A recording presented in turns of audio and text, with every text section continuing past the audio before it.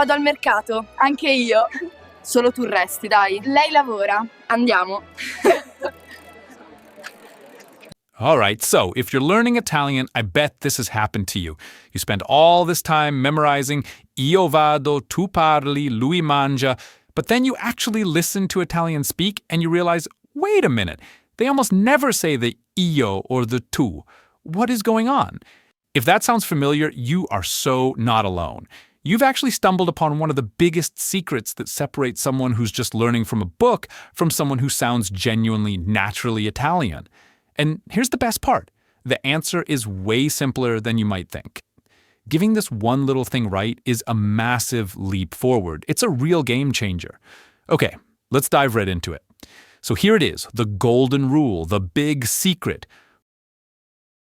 Most of the time, you just drop it. You drop the subject pronoun. Words like io for I, tu for you, lu for he, they're usually completely optional. So why? How can they get away with this when we can't in English? Well, just look at how the languages work. In English, if I say eat, you have no idea who I'm talking about. I eat, you eat, we eat. The pronoun is absolutely essential. But in Italian, the ending of the verb is everything. That little o on mangio screams I. The e on mangi tells you it's you. The information is already packed right into the verb itself, which makes saying the pronoun totally unnecessary. And this whole magic trick has a name, of course. It's verb conjugation. It's the reason Italian is so beautifully efficient. Because the verb ending changes for each person, adding the pronoun is, well, it's redundant. It's like saying, I, myself, am eating. It's just extra baggage. And that's exactly why native speakers tend to leave it out. So, in the real world, instead of saying io vado al mercato, you just say vado al mercato. That o ending tells everyone it's you. Instead of tu parli bene l'italiano, just say parli bene l'italiano. That e ending does all the heavy lifting. Or lavorano Roma, you hear that ano and you know, they work in Rome. See how clean that is? Okay, now I want to hit pause here for a second because this is super important. If you're a beginner, please do not worry about this. Using the pronouns is not a mistake. In fact, it's an amazing tool. Repeating io, vado, tu vai, lui va is how you drill those verb endings into your brain. Think of them like training wheels. Use them for as long as you need to. This is all about what to do when you feel ready to take them off. Okay, so the main rule is drop it. Simple enough, right? But you know how it goes. Rules are meant to have exceptions. So let's talk about when Italians do use pronouns. Because when they do it for very specific, very powerful reasons. And lucky for us, there are really only 3 main times you absolutely should use a pronoun. Number 1, for emphasis. Number 2, for clarity. And number 3, when you're using a handful of special words. Let's break them down. First up, emphasis. This is when you really want to make a point, to draw a contrast.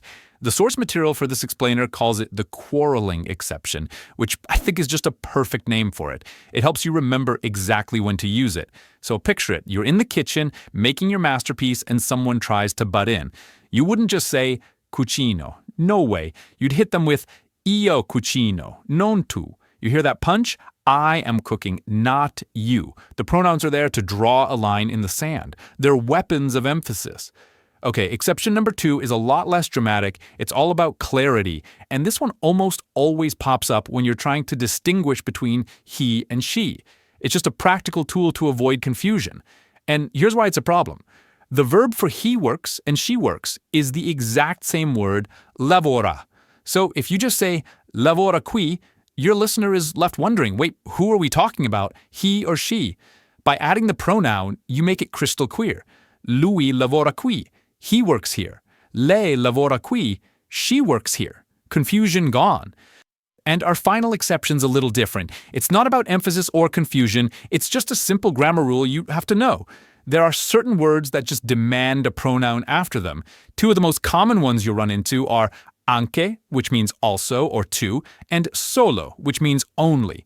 So if you want to say, I speak French too, you'd say, Anche io parlo francese. Or to say only you understand me, it's Solo tu mi capisci. And notice the word order here. This is key. It's the special word first, then the pronoun, then the verb.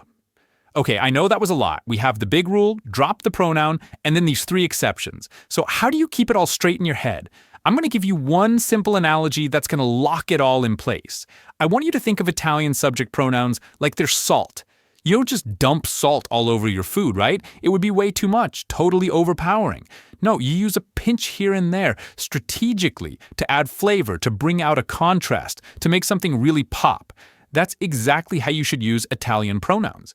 So the main takeaway, the one thing to remember is this: trust your verb endings. They are your absolute best friends in Italian. Let them do the hard work for you, and save your pronouns, your salt, for the special moments when you need them for that extra punch of emphasis or that crystal clear clarity.